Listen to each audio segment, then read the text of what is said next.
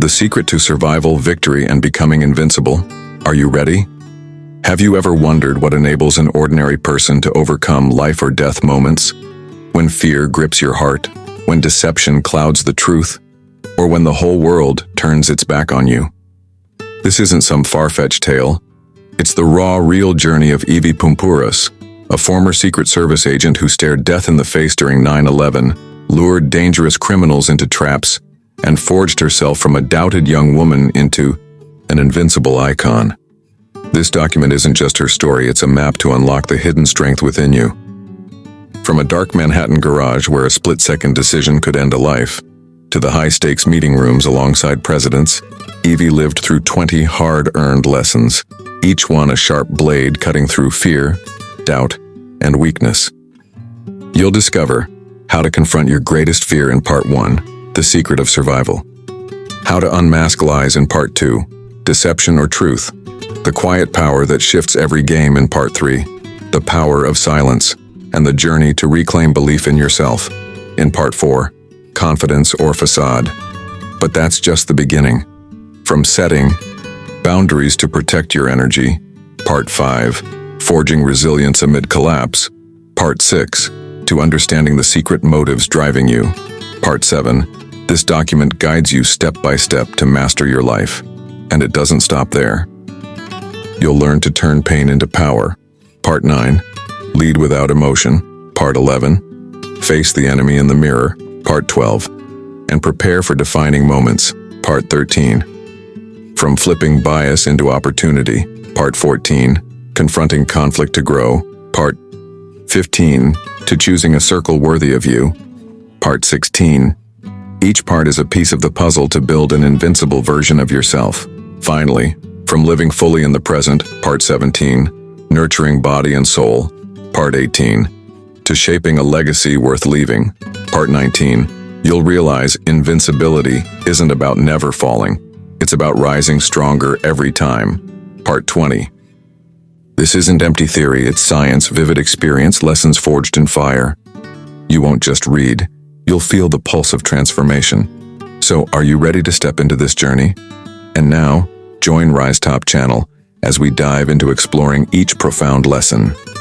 Part 1, the secret of survival awaits you ahead. Keep going, because this is the path to not just surviving, but living a life that's unforgettable, powerful, and invincible. Her partner could die right there, and she'd live with the eternal, "What if I'd acted? I thought he's going to kill him any second," Evie recalls, her voice choking as she relives that defining moment. "I had to choose, shoot or don't shoot, and neither felt right." Time froze. Her ragged breaths mingled with the hammering of her heart. In the end, she didn't shoot. Her partner lunged, dragging the suspect out from under the car. He was cuffed, hood yanked off, and Evie froze. A 16-year-old kid, no weapon, clutching a stolen gold cross. "Do you know I almost shot you for this?" she yelled at him, fury and relief crashing together, tears threatening but held back by the steel armor of an agent. That moment never left her. Fear isn't the enemy. How you face it defines who you are. Have you ever felt that? When fear strangles your chest, paralyzing you, unable to move forward or back. Maybe it wasn't a dark garage or a gun in your hand, but a tense meeting where you had to speak though your voice shook. A toxic relationship you couldn't leave for fear of being alone. Or a dream you dread will shatter into dust. Fear is universal, but only those who dare stare it down truly survive. Science behind fear. Fear isn't weakness. It's a survival instinct carved into your DNA. When danger strikes, your brain triggers the fight or flight response driven by the amygdala, the emotional core. Adrenaline surges, your heart races to pump blood to your muscles, your breaths quicken for oxygen, priming you for action. Dr. Bessel van der Kolk, in The Body Keeps the Score, explains your body's built to endure these moments. But if you don't master it, fear becomes a monster that rules you from within. Evie honed this through thousands of hours in Secret Service, turning fear into an ally. She didn't deny it. She seized it, dissected it, wielded it to stay calm in the storm. Science calls this stress inoculation. Face fear enough times, and you learn to command it. A Harvard study shows soldiers trained in high-pressure settings make accurate decisions 70% more often when adrenaline spikes. In that garage, Evie didn't shoot. Not because she was weak, but because she was strong enough to trust her gut, brave enough to own that choice, even if it haunted her forever. What about you? When fear crashes in, do you let it steer you? Or have you ever tried standing tall, even as your legs beg to buckle? Stanford research reveals that those who confront fear regularly expand their comfort zone, no longer crippled by new challenges. Evie's no superhero. She's just someone who learned to breathe through the tempest. You can too if you dare. Lesson learned: survival isn't about being fearless. It's acting despite the fear. In that shadowy garage, Evie didn't shoot, not because she wasn't scared, but because she was fierce enough to hold back, bold enough to face the fallout of that call. Your life's full of your own dark garages, moments forcing you to choose, heart racing, mind screaming to flee. The secret to survival isn't banishing fear. It'll always lurk in the shadows, but stepping through it, even with trembling steps. Poor us, who stared down master deceivers and pierced their masks, says the truth always leaks through the tiniest cracks, if you know how to look. But here's the dagger to your heart. Who in your life is hiding something from you right now? And do you have the guts to rip off their disguise? Imagine you're locked in a small room, a harsh white light searing into the face of the man across from you. He's wearing a New York Knicks cap, hands clenched tight, whispering, "I swear to God it wasn't me."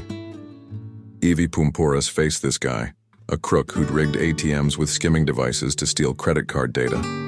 She had crystal clear photos of his face from security cameras, fingerprints that matched perfectly, and yet there he sat, locking eyes with her, swearing he was innocent. I slapped the photo on the table, Evie recalls, her voice steady but sharp as a blade. I said, "So who's this?" He looked at it, then at me and said, "Oh, that does look like me, but it's not me." Not a single blink, not a shred of hesitation. He was the best liar I'd ever met. But Evie wasn't fooled. She caught the subtle tells he couldn't bury. The overeager cooperation at first, the way he repeated, "I swear to God," like a shield, the forced evenness in his tone as if he were reciting a script. She didn't need a polygraph to know. The stench of deceit oozed from his every pore. Have you ever been duped?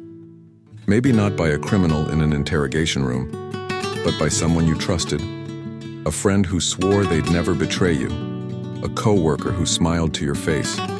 A lover who vowed they'd never hurt you until the truth stabbed you in the back. Deception isn't always loud. It's often quiet, cunning, hiding in honeyed words and earnest gazes. Evie spent years in the Secret Service mastering how to unmask these lies, not just to catch crooks, but to shield herself from being played. What about you? Are you letting someone weave a web of falsehoods around you, blind to the trap? Science behind deception. Spotting a lie isn't magic, it's science. Dr. Paul Ekman, a pioneer in microexpressions, proved that humans betray the truth through tiny, uncontrollable signals. A fleeting eyebrow twitch, a nervous swallow, a glance, darting away. These flare up in less than half a second, enough to unveil what they're desperate to hide. Ekman's research shows even seasoned liars can't fully suppress the body's tells. Heart rate spikes, blood pressure climbs, adrenaline surges when they fear exposure. Evie was trained to catch these in her polygraph work. When I hit a sensitive question, I watch their eyes, their posture, their breathing, she says. If something shifts, even a flicker, I know I've struck the truth they don't want me to see. With the Knicks cap guy, his over-the-top helpfulness was a red flag. A University of California study reveals liars often oversell their story with excessive friendliness or zeal, a ploy to deflect suspicion. You don't need a polygraph to sense it, though. You've got intuition, what science calls your natural lie detection system. A Cornell study found 54% of people can spot a lie from a gut feeling that something's off, even if they can't pinpoint why. Evie calls it her BS, radar, bullshit, and she sharpened it through thousands of hours grilling suspects. So what's your gut screaming at you? Are you heeding that whisper, Or are you shutting your eyes because the truth cuts too deep? Question. Let them squirm to fill the void. Liars often unravel themselves when unprompted. Jot down what you notice and decide. Will you trust them or dig for the truth? That's your first strike against the shadows they cast. Part 3. The power of silence. What happens when you stop talking?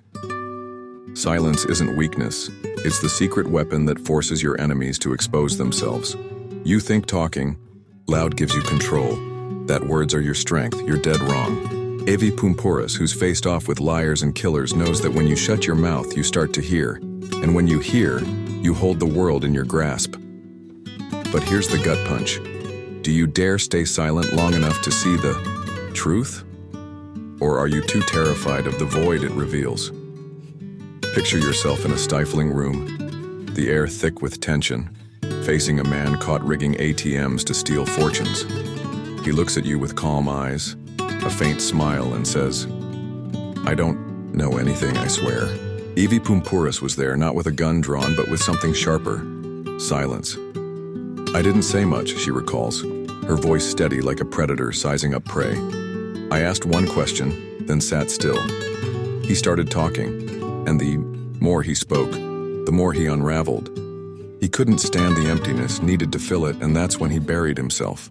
In another moment, on an undercover mission to lure a Russian criminal to the US, Avi didn't manipulate with slick words. She listened, watched, let him spill his motives. Greed. "If I'd talked too much, I'd have given myself away," she explains. "But when I let him speak, he told me what he wanted. Money, power, safety. And once you know what someone craves, you've got them in your fist." She didn't force him onto that plane. She let his own tongue lead him into her trap. Now, think about your own life. Remember the last time you argued with someone, a coworker, a friend, a lover, and you shouted, desperate to prove you're right? You felt invincible in the moment, but what came after? Did they really hear you, or were they just waiting to strike back? Evie learned this through countless hours of interrogations and negotiations. The loudest voice doesn't win, the listener does. She stood in rooms with presidents where the most powerful didn't yell. They sat quiet, observed, absorbed. Have you ever felt like you're losing because you can't stop talking? Maybe you're pleading with your boss for a raise, but the more you ramble, the more their eyes glaze over. Maybe you're fighting with your partner, and every word you hurl builds a higher wall between you. Evie proved silence isn't surrender. It's how you see through people, understand them deeper than they know themselves. But do you have the courage to try it, or are you too afraid of what you might hear? Greed marched him onto that plane, straight into her hands under the Brooklyn Bridge. See it yet? Silence isn't just hearing. It's how you seize power without raising your voice. Lesson learned. Real power doesn't lie in words. It's forged in silence.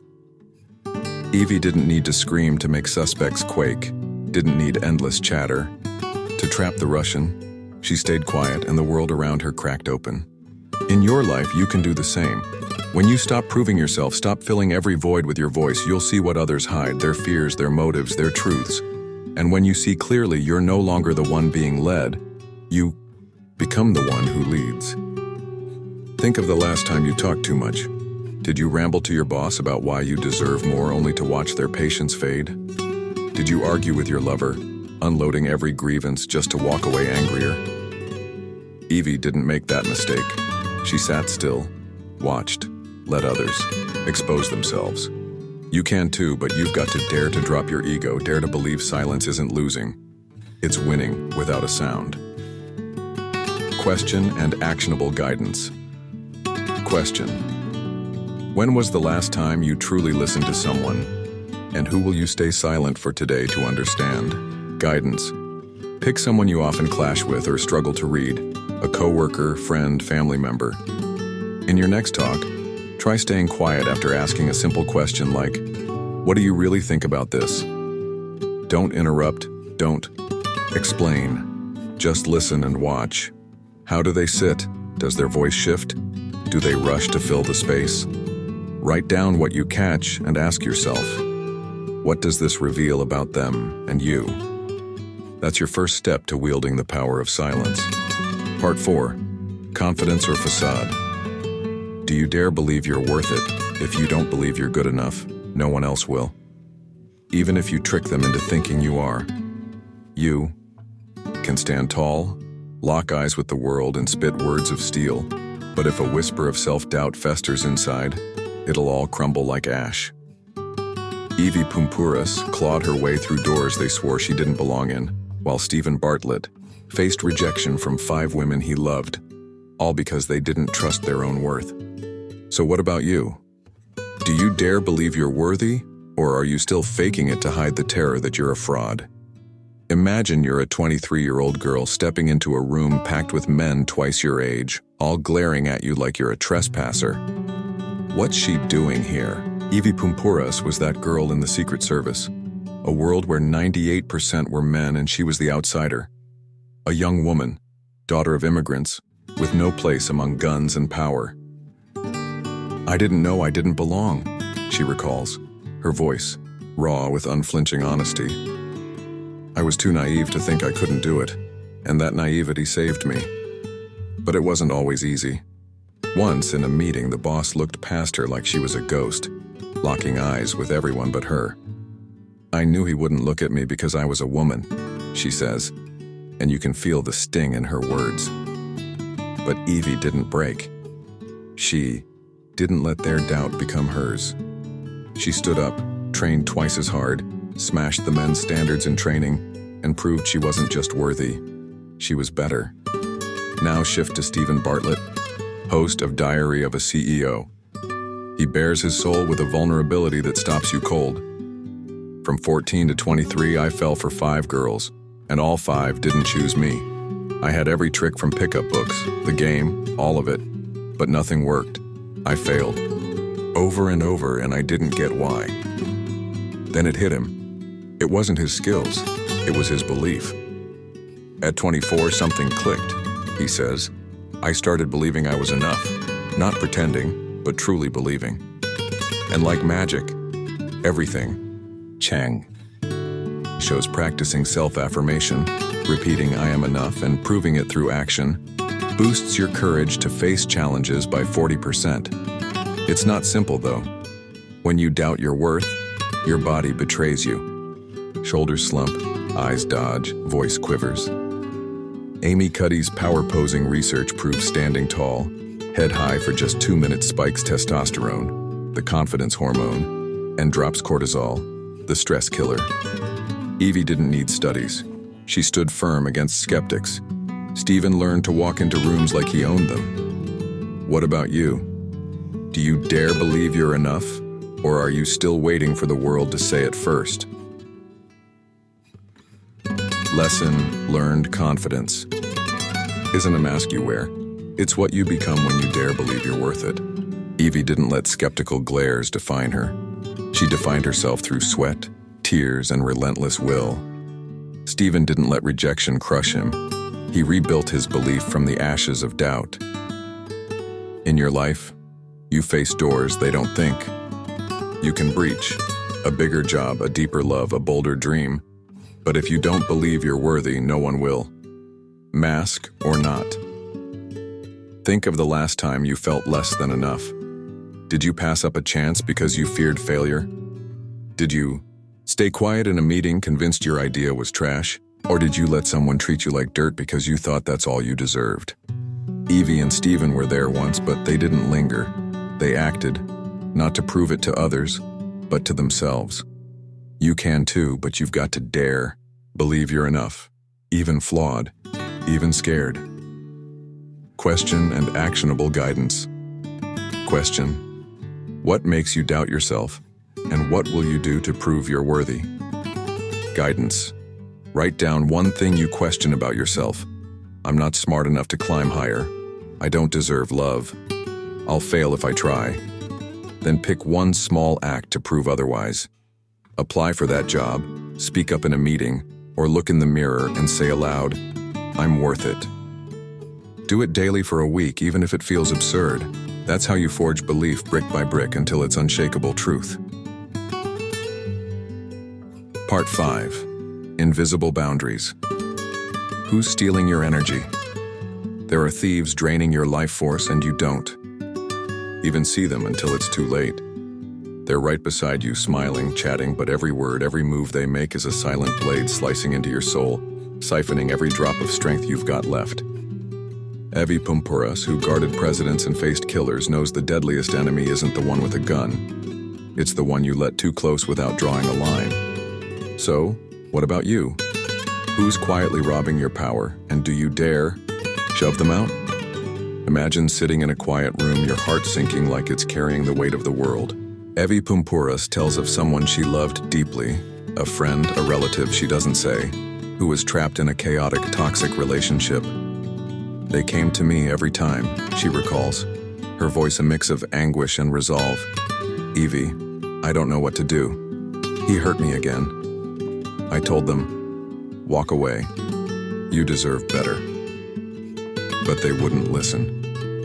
And each time they came back, I felt my energy drain with them. She wasn't someone who crumbled easily. She'd stood before guns, faced death on 9/11. But even she felt the crushing pull of their negativity. I love them, she admits, but I had to push them away. Not because I didn't care, but because I couldn't let their chaos topple me. Evie drew a boundary, not with screams or a clean break, but with a quiet step back, shielding her spirit like she once shielded presidents. Books, but from life. I'm careful who I let near me, she says. Their energy hits me. I can't let it throw me off. Science agrees. Dr. John Gottman's work shows those who don't set boundaries with toxic people are 50% more likely to slide into depression or burnout. Conversely, a University of Michigan study found drawing lines, saying no or cutting contact time, slashes stress and boosts control by 60%. Setting boundaries isn't easy, though. It means facing the fear of being hated, misunderstood, or alone. Evie had to push away someone she loved, though it tore her heart apart. I didn't want to hurt them, she says, but I had to protect myself. It was a choice between self-sacrifice and survival, and she chose survival. Do you dare do that, or are you still letting others bleed you dry because you're scared to say no? Lesson learned: boundaries aren't selfish, they're survival. Evie didn't let someone else's chaos drag her down, not because she's cold, but because she knows her energy's worth. In your life, you're surrounded by energy thieves too. They don't wield weapons or threaten outright, but they steal your most precious asset, your inner strength. Setting boundaries doesn't mean you scream or sever ties. Sometimes it's a silent retreat, a gentle no, a decision that you won't let them pull you under anymore. Think of the last time you felt depleted by someone. Did you spend hours soaking up their complaints, left with nothing but emptiness? Did you nod yes when your heart screamed no? Or keep someone close out of guilt, though they exhaust you to madness? Evie didn't fall into that trap. She chose to guard her energy no matter how hard it was. You can too, but you've got to dare put yourself first, not to wound others, but to save yourself. Question and actionable guidance. Question: who in your life is dragging you down, and how will you set a boundary with them? Guidance. Pinpoint. One person who leaves you spent after every encounter. Friend, coworker, kin. Write a specific boundary you'll set. I won't listen to their whining past 10 minutes. I'll refuse their dump tasks, or I'll see them once a month instead. Next time you're with them, enforce it. Say no calmly, but firmly, or step away when needed. Note how you feel after. That's your first move to reclaiming your energy from the thieves. Part 6. The strength of resilience. Will you rise or fall? When the world brands you a failure, do you have the guts to keep going? Criticism stabs your heart like knives. Setbacks crush your shoulders like mountains. And every eye around you seems to sneer. It's over. Give up. Evi Pumpuras stood amid the rubble of 9/11, heard the scorn for being a woman in the Secret Service, yet she didn't collapse. She rose stronger than ever. So what about you? When life knocks you flat, will you stay down or stand up and fight? Imagine standing in a haze of smoke and dust, sirens blaring in your ears, the stench, of death choking the air. On September 11, 2001, Evi Pumpouras was at the World Trade Center as the towers fell. She survived, but lost colleagues, friends, and a piece of her soul. "I almost died," she recalls, her voice dropping like she's reliving a smoldering memory. "But I didn't let that day define me. I'm not a victim of 9/11, I'm Evie and I kept living." When she rose, not because she didn't hurt, but because she knew resilience isn't about never falling. It's about getting up every time you do. Do you dare do that? Or will you let the fall define you? Science behind resilience. Resilience isn't a miracle. It's science, and you can forge it. Dr. Angela Duckworth, author of Grit, defines it as passion plus perseverance, the will to keep going when everything crashes around you. Her research at the University of Pennsylvania shows the resilient aren't the smartest or most gifted. They're the ones who don't quit. A Columbia University study found resilience can grow through post-traumatic growth, turning pain into fuel instead of letting it destroy you. Evie lives this. After 9/11, she didn't sink into despair, she turned it into strength. "I didn't want to be a victim," she says, and science explains why that matters. When you reject the victim role, you activate an internal locus of control, per Dr. Martin Seligman. Those who believe they can shape their lives, even slightly, recover 70% better after crises. Evie couldn't stop the towers from falling, but she controlled how she responded. And that was enough. Your body plays a part too. Harvard research shows adrenaline and cortisol, stress hormones, can fuel resilience if you harness them. When Evie boarded that plane post 9/11, she didn't deny fear. She breathed through it, letting it propel her forward instead of pulling her back. You can too, but you've got to choose. Rise or stay down, fight or surrender. Lesson learned: resilience is the strength to rise when the world wants you broken. Evie didn't let 9/11 or sneers in the Secret Service shatter her. She turned them into stepping stones to climb higher. The presidents she guarded didn't let criticism cripple them. They pressed on, and she followed suit. In your life, you face blows too. Job loss, heartbreak, failures that make you want to quit. But resilience isn't about avoiding pain. It's deciding pain won't end your story. Think of the last time you got knocked down. Did you abandon a project over one harsh word? Stop chasing love after a rejection? Let past hurt keep you in the dark? Evie didn't. She rose, hands trembling, heart bleeding. Heart, you can too, but you've got to dare believe you're tougher than what broke you, and prove it by stepping forward. Question and actionable guidance. Question: when was the last time you were knocked down, and what will you do to rise stronger? Guidance: write down a failure or pain that hit you hard, job loss, rejection, a memory that stings. Then pick one small act to rise. Apply for something new, text a friend you've drifted from, or stand before a mirror and say, "I'm tougher than this." Do it today, even if you're scared. That's how you forge resilience, how you turn hurt into power. Part 7. The secret motive. What really drives you? You think you know what you want, but what if someone else finds your hidden trigger? First, a single word, a glance, a promise could make you dance to their tune, doing things you swore you'd never do.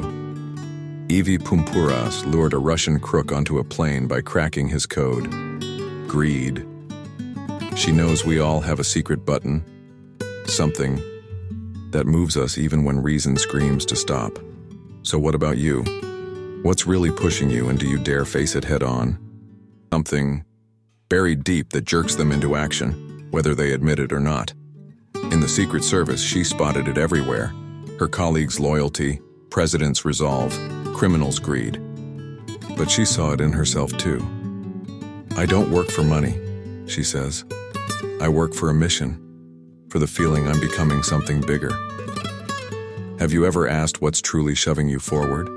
Or are you still stumbling through life blind to your own trigger? Science behind motives. Motives aren't mysteries, they're science, and they rule every move you make. The self-determination theory by Dr. Edward Deci and Richard Ryan breaks it down. Humans are driven by three core needs: autonomy, competence, and connection. But each of us has a unique fuel, something that jolts us awake. A university. A Rochester study shows knowing your motive boosts goal success by 65% because you understand what you're fighting for. Evie wielded this instinctively. With the Russian, she zeroed in on greed, a twisted take on competence, his need to prove he could provide. He talked about his family, she says. I knew that was his soft spot. She didn't force him. She dangled the bait, letting him convince himself America was his idea. Science calls this intrinsic motivation. When you think the path's your own, you pour everything into it. A Stanford study found those led by inner drives like Evie's mission burn out 40% less than those chasing cash or fame. But motives have a dark side. Dr. Robert Vallerand warns of obsessive passion, where your drive, like the Russian's greed, becomes your master instead of your tool. Evie dodged that by knowing herself. I don't run for money, I run for purpose. What about you? Is your motive lifting you up or dragging you down? If you don't figure it out, someone else might, and they'll pull your strings like Evie did her prey. Lesson learned, cracking your motive is the key to owning your life and others. Evie didn't need muscle to nab the Russian. She knew what he craved and used it to reel him in. In your world, you're driven by secret triggers too. A hunger for love, a fear of failure, a thirst to prove something. When you uncover them, you're no longer a puppet. You're the one holding the strings. But if you don't face them, someone else will find them first and you'll be the one dancing to their tune. Think of the last time you acted without knowing why.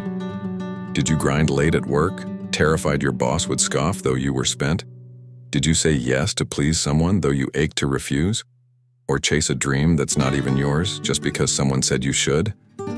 Evie didn't let that happen. She knew she fought for a mission and she turned her enemy's motives into her victory. You can too, but you've got to dare dig deep. Dare confront what really moves you and then wield it to soar. Question and actionable guidance. Question: what truly drives you? And how will you harness it to hit your goals? Guidance. Write down 3 things that push you. I want recognition. I fear failure. I need to help others. Pick the strongest and set a small goal tied to it. If it's recognition, finish a task and share it. If it's fear, try something new. Despite the shakes, do it within 24 hours. Note how it feels. That's how you turn your secret motive into raw, unstoppable power. I lost friends. I almost died, she says, her tone low but resolute. But I didn't let it end. Me. I turned it into strength. 3 weeks later, she boarded a plane, though fear clawed at her chest. I didn't let pain win, she says. I used it to shape who I had to become. Contrast that with Jerry, who survived 9/11 beside her. He let pain define him, replaying the horror daily, sinking in liquor and therapy until he lost everything. He chose to wear his scars like a curse, Evie says. I chose to make them a badge. From that Manhattan garage to New York's rubble, Evie didn't flee pain. She faced it, embraced it, turned it into steel in her bones. Now look at yourself. What are your scars? A failure that shames you, a breakup that left your heart bleeding, a trauma you can't erase. Evie knows pain doesn't fade, but it can fuel you if you dare. Have you ever thought those scars aren't burdens, but evidence you're tougher than what tried to crush you? Evie did. Do you dare try? Science behind. Pain isn't just a sensation, it's a catalyst if you wield it right. Research on post-traumatic growth by Dr. Richard Tedeschi and Lawrence Calhoun shows 70% of trauma survivors can turn pain into power, growing resilience, empathy, and purpose. Your brain shifts when you face hurt. The prefrontal cortex, your rational mind, learns to team up with the amygdala, your emotional core, to transform raw wounds into lessons. Evie's living proof. Post 9/11, she didn't bury the pain. She forged it into might. I didn't want to be a victim, she says, and science explains why that's huge. When you reframe pain as a challenge, your brain pumps dopamine, the reward hormone, instead of cortisol, the stress beast. A University of California study found those who embrace pain over fleeing it recover 60% stronger, turning it into drive, not baggage. But not everyone makes it. Jerry sank into post-traumatic stress, where pain loops like a relentless nightmare. Yale research shows if you don't face trauma, it owns you. Cortisol surges, wrecking your mind and body. Evie took the other path. She walked through pain, though it burned, though it shook her. What about you? Do you dare let your scars tell a story of power, or will they stay a curse forever? Lesson learned: pain is a forge. It either shatters you or tempers you into steel, depending on your choice. Evie didn't let the Manhattan garage or 9/11 be her end. She made them the flame that lit her path. Jerry chose darkness, but Evie chose light. In your life, you carry scars too. Failures, losses, moments you thought you couldn't survive. They're not signs you're weak. They're proof you endured. If you dare embrace them, they'll become your greatest strength. Think of your deepest pain. Was it getting fired, leaving you feeling worthless? A lover walking out, convincing you you're unlovable? A buried memory that haunts your nights? Evie didn't run from pain. She faced it, used it to stand taller. You can too, but you've got to dare look at your scars and say, you don't own me, I'll wield you to rise stronger. Question and actionable guidance. Question: what past pain can you turn into power, and how will you start? Guidance: write down a specific hurt, job loss, heartbreak, a brutal memory. Then reframe it in one sentence. Losing that job taught me grit. That rejection showed me my worth. Pick a small act to prove your new strength. Apply for a gig. Open up to someone or tell your story to a trusted soul. Do it today, even if it stings. That's how you turn scars into a warrior's badge. Once in a meeting, the head honcho avoided her gaze, a blatant sign he dismissed her as a woman. I kept looking at him, she says, not to Tiaoxin, provoke, but to say, I belong here, whether you like it or not. Now, think about your own life. When's the last time you dodged eye contact? Maybe with your boss, afraid of judgment, with a lover hiding your real feelings, or even with yourself in the mirror, unwilling to face the doubt gnawing inside. Evie knows eyes aren't just for seeing, they're how you shout your worth without a word. It shows you I'm confident, she says. It shows you matter to me, and I matter to you. Have you ever felt that raw power, or are you still letting your gaze slip because you're scared of what it might reveal? Science behind the eyes eye contact isn't random. It's science, and it's stronger than you think. University of California research shows it fires up the brain's social connection zones, specifically the fusiform gyrus, making you feel seen and respected. Dr. Alan Pease, a body language guru, found that holding eye contact 60-70% of a conversation makes you seem 80% more confident and trustworthy than those who look away. Evie used this instinctively. When I look at you, I'm saying I'm not hiding, she says. Science agrees. A Harvard study shows eye contact boosts oxytocin, the bonding hormone, in both parties, forging trust words can't touch. But there's a line. Over 80% feels threatening. Evie knew this. She held just enough to radiate strength, not pressure. It's got to feel natural, she says. It's got to be you. Lack confidence, though, and your eyes betray you. A University of Michigan study says the insecure dodge gazes, coming off weak or untrustworthy. Evie never let that happen. She stood firm, stared straight, even when her insides quaked. What about you? Do you dare use your eyes to say I'm here, or are you still shying away, terrified of being seen through? Lesson learned. Your gaze is the silent roar of your strength, and you can wield it to master your life. Evie didn't need words to make suspects flinch, didn't need to yell to claim her spot in a biased room. She just looked, and the world knew she couldn't be ignored. In your life, you face moments needing that stare, when you crave to be heard, to be respected, to say I'm enough without opening your mouth. but you've got to dare. Dare to look straight. Dare to let them see you. Dare to see yourself. Think of the last time you avoided a gaze. Was it when your boss threw a tough question and you dropped to the table? When someone challenged you and you turned aside to duck conflict? Or when you faced the mirror and couldn't stomach your own eyes? Evie didn't. She stared down. Fear, though her heart raced, though rejection loomed. You can too, but you've got to dare believe your gaze holds power, and then use it to shift how the world sees you. Question and actionable guidance. Question: who do you avoid looking at? Out of fear, and who will you practice eye contact with today? Guidance: pick someone you shy from gazing at. Your boss, a relative, or your own reflection. Today, in a talk, hold their eyes for 60% of it. Not too long to intimidate, but enough to show grit.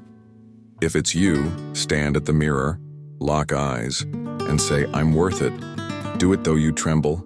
That's how you forge your gaze into a weapon, one look at a time. Just razor focus. That was her lesson for life. Leadership isn't emotion, it's reason. The grit to shove your ego aside and do what's needed. Then there was the Manhattan garage, aiming a gun at a suspect, deciding in a heartbeat to shoot or hold. I wanted to scream, to shake, she admits. But I couldn't. My partner was there, and I had to go cold to save him, even when I chose not to fire. That coldness wasn't numbness. It was the strength to put the mission above her own terror, to see through the fog of feeling and act right then. Now look at yourself. Have you ever had to lead, whether at work, with family, or just yourself?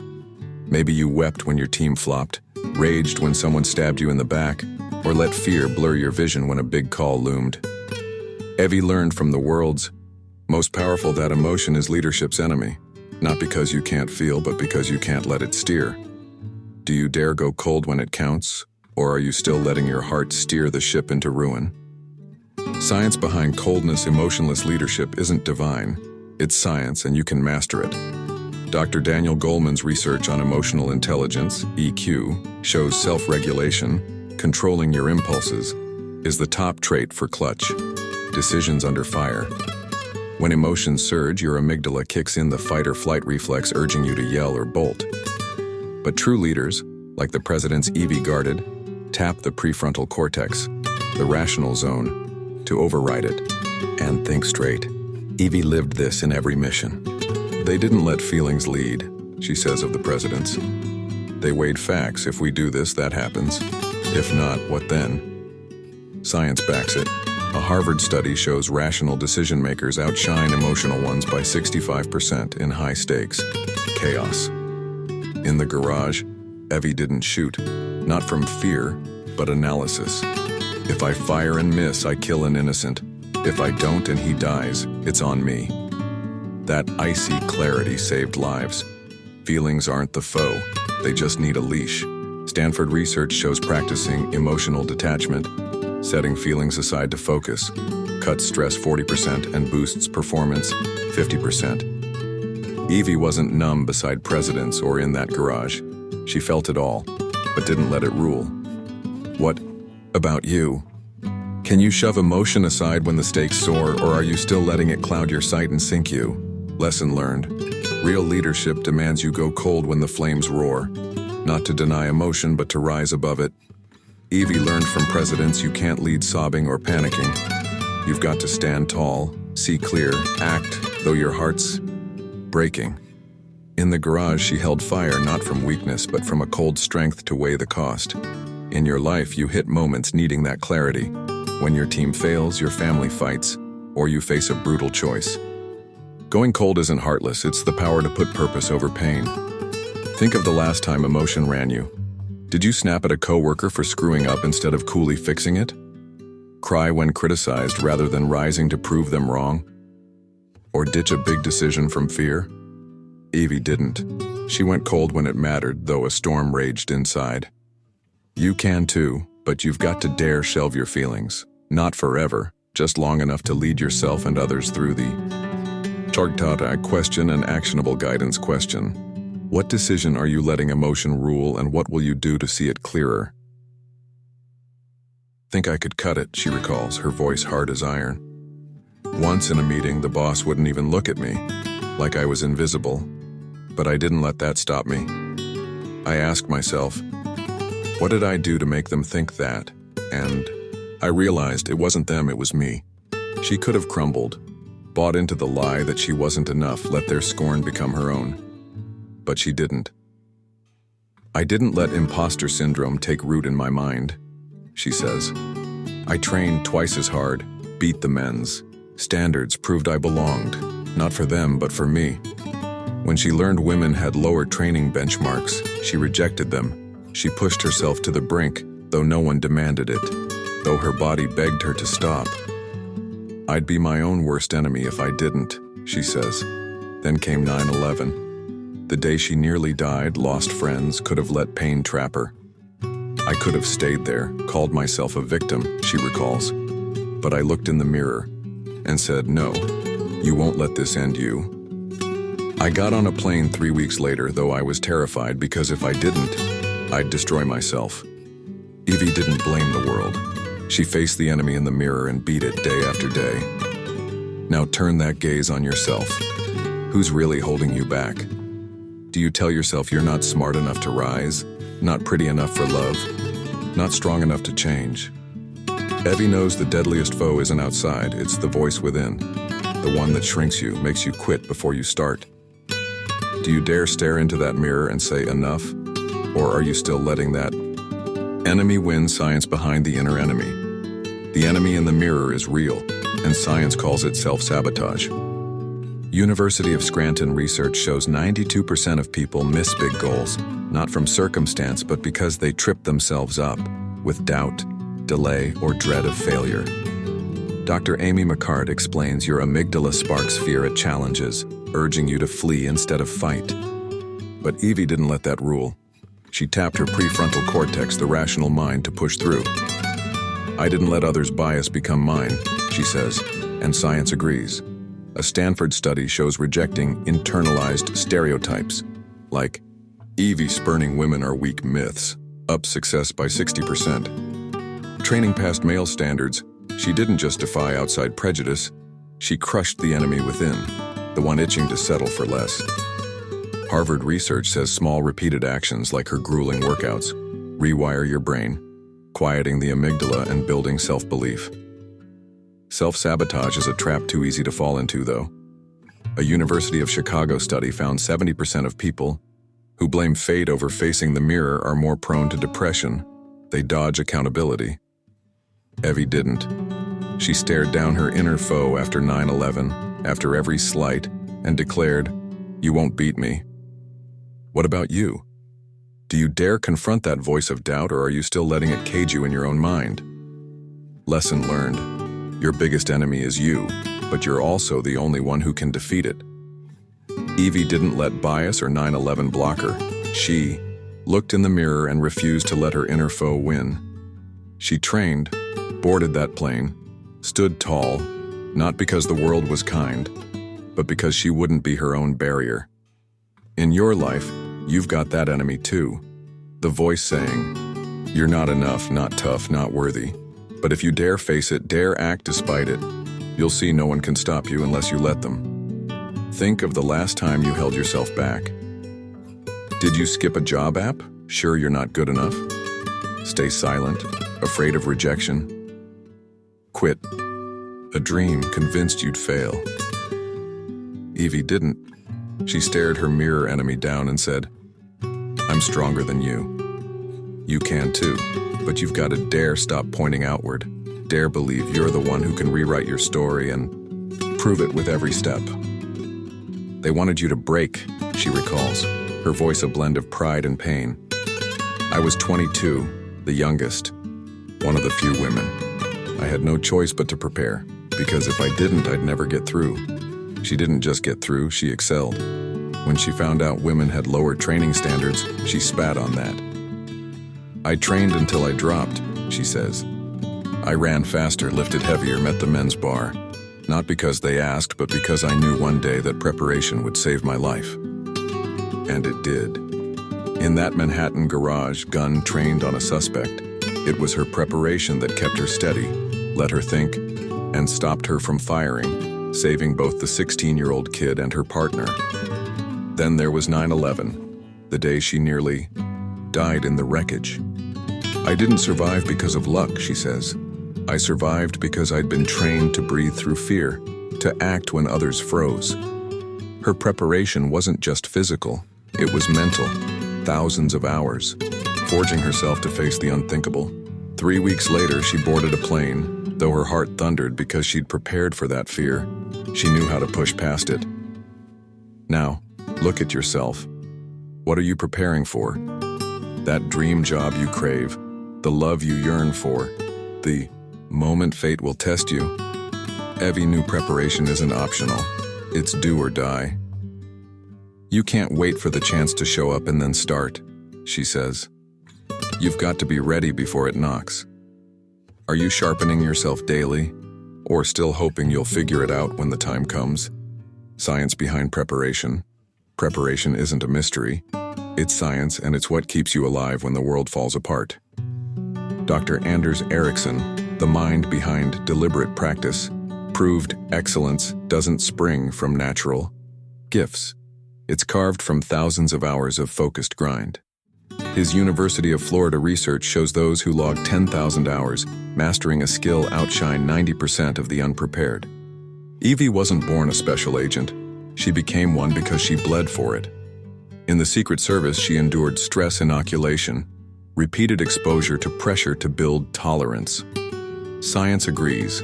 A Harvard study shows soldiers drilled in high-stress settings make spot-on calls 70% more often when adrenaline hits. In the garage, Evie didn't panic. She'd been prepped to breathe through terror, to think when others screamed. I wasn't better than anyone, she says. I was just more ready.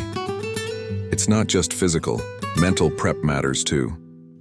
Stanford research shows training mental toughness via meditation, visualization, or positive self-talk ups your ability to face crises by 50%.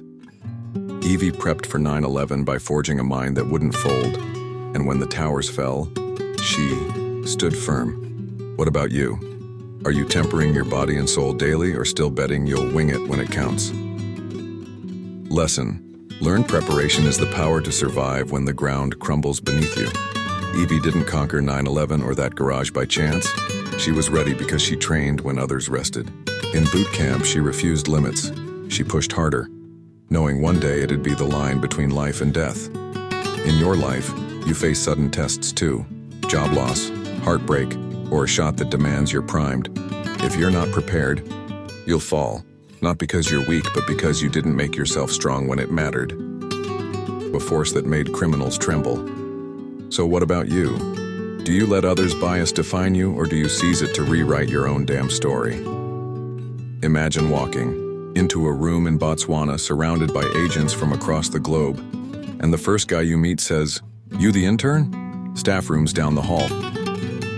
Evie Pumpouris was there, leading a team to protect President Bush's daughter. I didn't snap, she recalls, her voice cool but edged like a knife. I just smiled and said, "No, I'm Agent Pumpouris running this meeting. Nice to meet you." The guy froze, but Evie didn't let his doubt shake her. She turned it into fuel. She'd seen it before.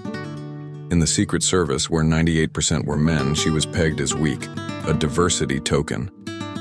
They didn't think I was an agent, she says, and I used that to my advantage.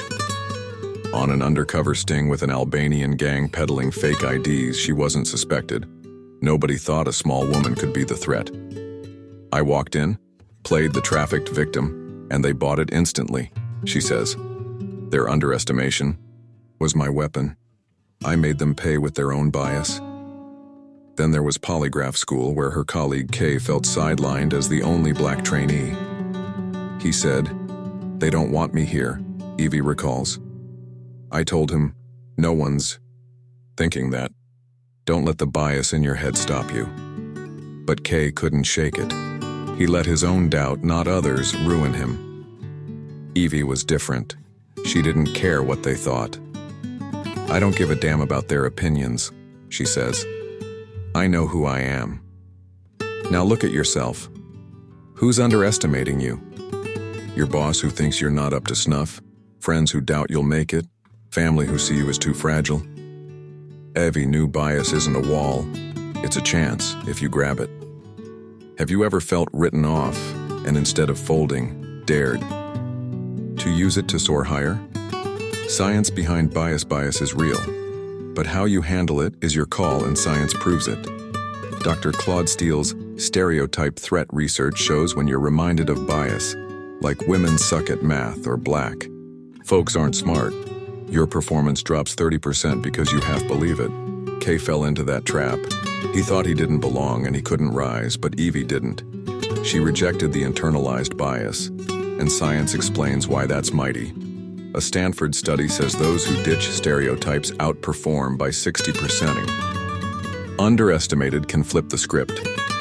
Harvard's underdog effect research shows those dismissed work 40% harder, driven to prove doubters wrong. Evie was the underdog in the Secret Service. Female, young, unexpected. But she turned it into a nightmare for crooks. They didn't see me coming, she says. And that's the power of preparation meeting the chance to flip bias on its head. Let bias rule, though, and it'll gut you. Yale studies show those who think their worth lies in others' hands are 60% more likely to sink into depression. Evie didn't let that happen. She saw bias as a challenge, not a sentence. What about you? Do you dare use their doubting stares as fuel, or will you let them snuff out your flame? Your chance, your proof, you're more than they'll ever see. Part 15. The truth of conflict. Do you dare face it? Conflict isn't the enemy. Running from it is what kills you. Every clash, every disagreement, every gut-tightening moment is a chance to grow stronger, but only if you dare step into it instead of fleeing. Evie Poumpouras turned conflict into power, from interrogation rooms to the White House, where she saw the mightiest face-offs without buckling. So what about you? Do you dare walk into the fire of conflict, or are you still hiding in the shadows, afraid to burn? Imagine standing in the cabinet room near the Oval Office, where presidents and advisors wrestle over the fate of millions. Evie Poumpouras was there watching Bill Clinton, Barack Obama, and others tackle conflict without cracking. They didn't scream, she recalls, her voice steady but brimming with force. They argued, if we do this, that happens. If not, what then? But no one let ego win. They faced conflict to find answers. She carried that into her own battles. Once, when a subordinate botched a job big time, Evie didn't shy away. I called her in, she says. I asked, what happened? Tell me. I let her explain, then said, what can I do so this doesn't repeat? I didn't yell, didn't blame. I faced it because dodging it would let the mistake fester. Her confrontation wasn't to punish, it was to build, to ensure next time was better. Then there was the Manhattan garage, gun aimed at a suspect, her partner jumping the gun too soon. I was pissed, she admits, but I didn't lose it right there. I waited, pulled him aside, then sat him down and said, you didn't listen and we almost died. I faced him, not to point fingers, but to make us tougher.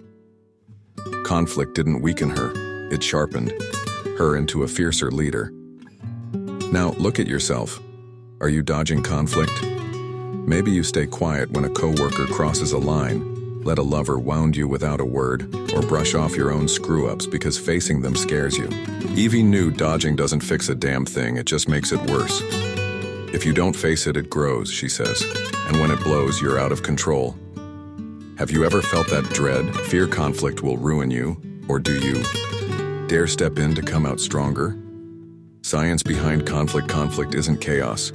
It's science, and how you wield it decides if you rise or shatter.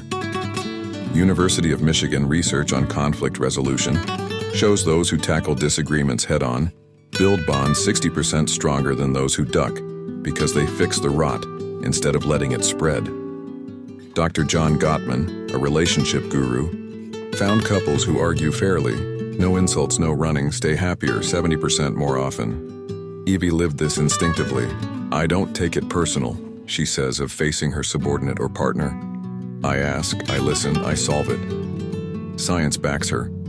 A Harvard study shows approaching conflict with a problem-solving mindset slashes cortisol, stress juice, by 40%, leaving you in command. In the White House, presidents debated to find a path, not to win, and Evie mirrored that. Avoidance is a death trap, though. Yale research says those who sidestep conflict are 50% more likely to stew in resentment, setting off explosions or breakdowns later. Evie didn't let that happen. She faced it fast, though it stung, though it hurt. You've got to get comfy with conflict, she says. It's not the enemy. It's the teacher. What about you?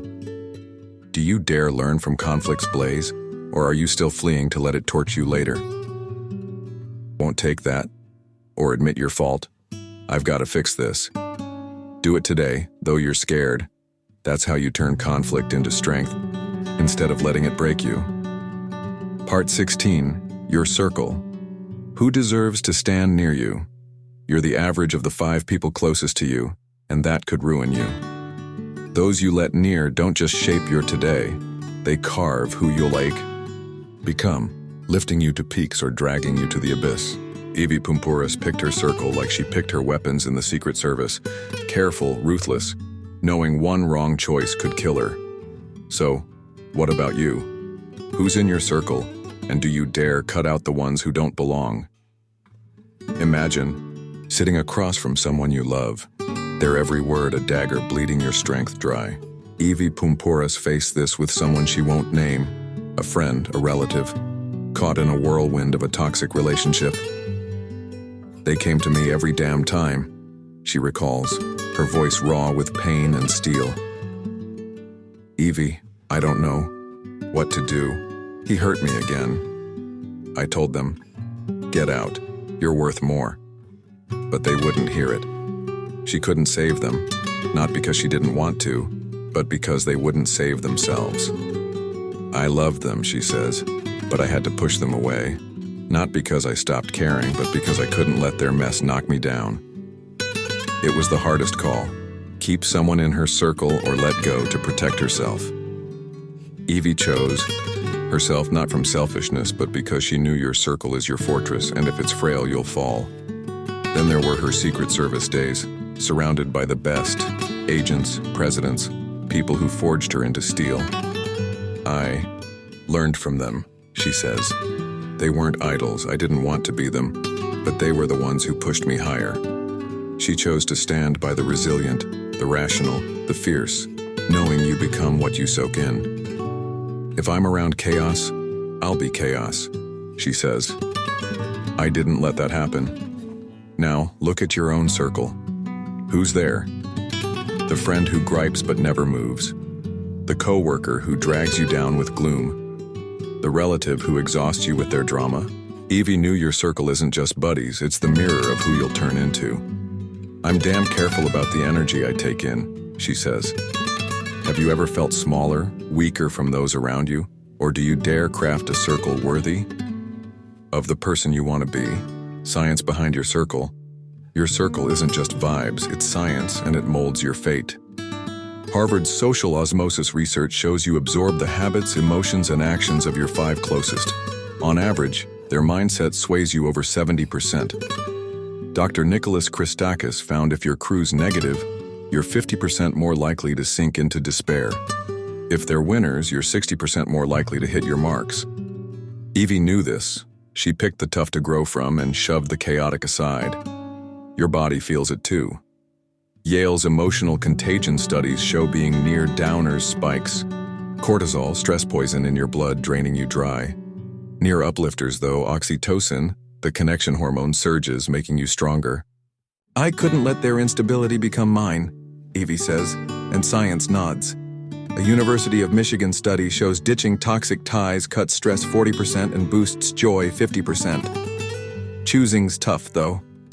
Stanford research says 80% hesitate to cut ties, fearing loneliness or guilt. Evie faced that sting, pushing away someone she loved, but she doesn't regret it. You've got to keep your fortress solid, she says. What about you? Do you dare prune your circle? Or are you still clinging to those who drag you down because you're scared to lose them? Text them for coffee, join a new crew. Do it today. That's how you forge a circle worthy of the you you're chasing.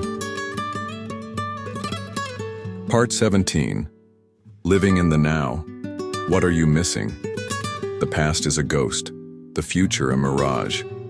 Where the hell are you really living?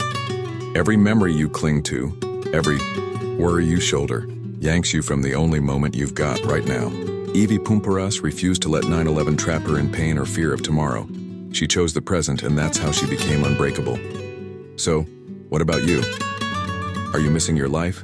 Stuck in your head? Or do you dare drop into this moment to truly breathe? Imagine standing in the rubble of the World Trade Center, smoke blinding you, the cries of the living haunting the air. On September 11, 2001, Evie Pumpuras was there, nearly dead, losing friends, carrying a horror that could have locked anyone away. I could have let that day be all I am, she recalls, her voice low but fierce as a vow.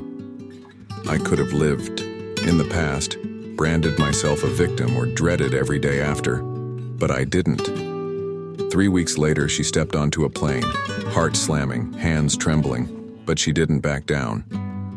I didn't let fear of the future or past pain own me, she says. I chose to live now.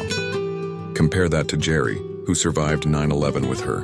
He couldn't let go, phoning Evie, reliving the nightmare, drowning in whiskey and shrinks. He didn't live, she says, a trace of grief in her tone. He just existed in memories. Then there was a guy she met, 9/11 tattooed on his arm, a room stuffed with relics of that day. I couldn't do that, she says. I don't ink it on my skin, don't keep it on display. I shove it under the bed, in the past where it belongs. Evie didn't deny the hurt. She refused to let it hijack her now. I'm always becoming more, she says, nodding to becoming bulletproof. I can't do that if I'm living anywhere but here. Now look at yourself. Where are you? In regrets of that time you screwed up? In dread of tomorrow's collapse, or in the breath you're taking? Evie knew the past and future are phantoms. They're not real, not tangible, but they'll steal your present if you let them. Have you ever felt your life slip by, lost in your mind? Or do you dare plunge into this moment to really live? Science behind the now. Living in the now isn't fluffy philosophy. It's science, and it rewires how you exist. Harvard's mindfulness research shows focusing on the present cuts cortisol, stress venom by 30%, boosting your sense of control by 50%.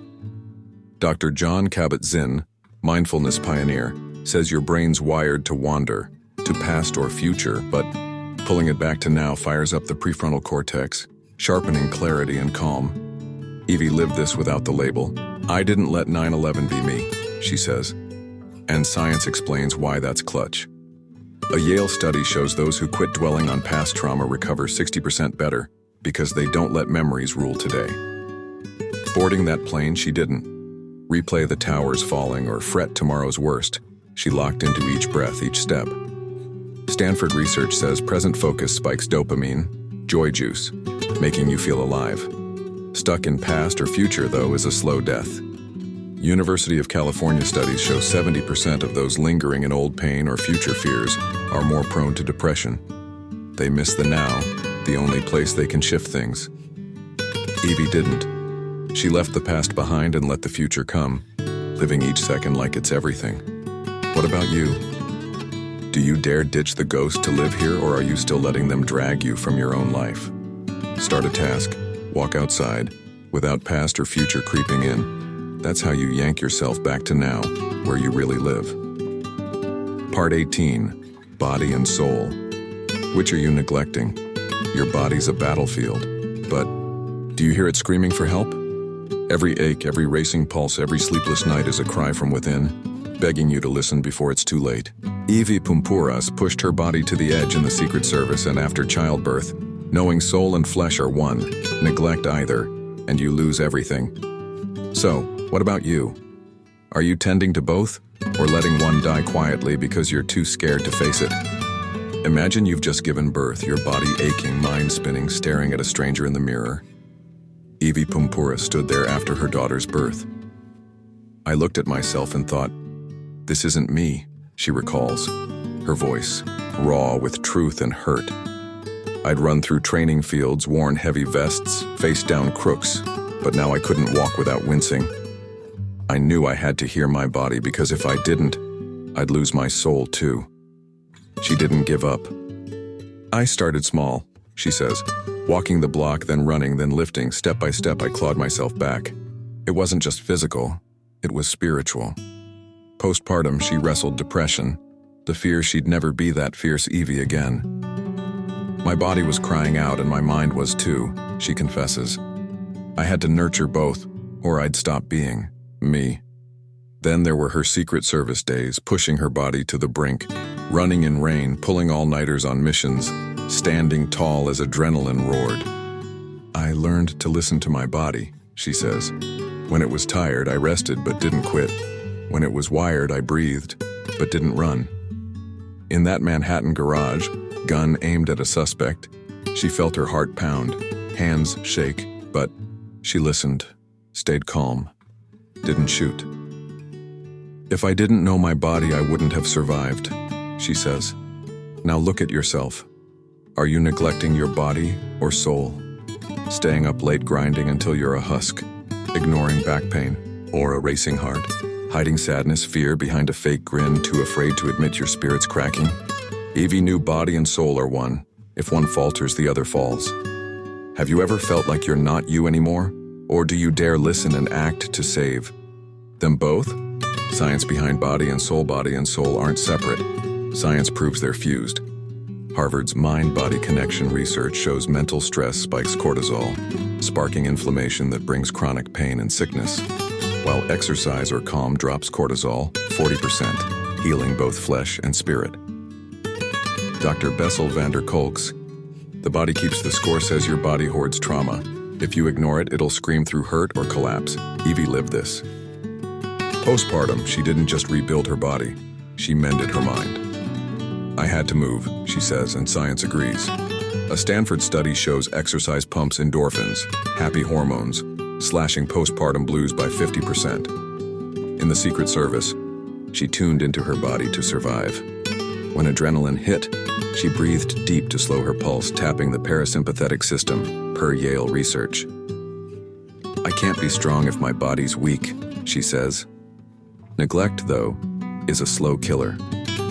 University of California studies show those who tune out body signals, pain, fatigue, stress, are 60% more likely to burn out, letting soul and flesh spiral down. Evie didn't. She tended both, whether postpartum or mid-mission. What about you? Do you dare hear your body and soul, or are you still letting them beg in silence? That's how you start hearing, start healing, so body and soul stand strong together. Part 19. Your legacy. What do you want to be remembered for? One day you'll vanish, but what will the world whisper about you when you're gone? Every step you take, every choice you carve, etches your name into time, leaving a mark that can't be erased, or a faint echo that fades to nothing. Evie. Pumpuras lived each day like it shaped her legacy. From 9/11 to covert missions, not just to survive, but to become something greater. So what about you? What do you want to be remembered for? Or are you still drifting, leaving no trace? Imagine standing amid the smoke and wreckage of the World Trade Center, knowing this might be your last breath. On September 11th, 2001, Evie Pumpuras was there, nearly lost. Friends gone, a terror that could have been her end. I didn't want to be remembered as a 9/11 victim, she recalls, her voice ringing like a forged blade.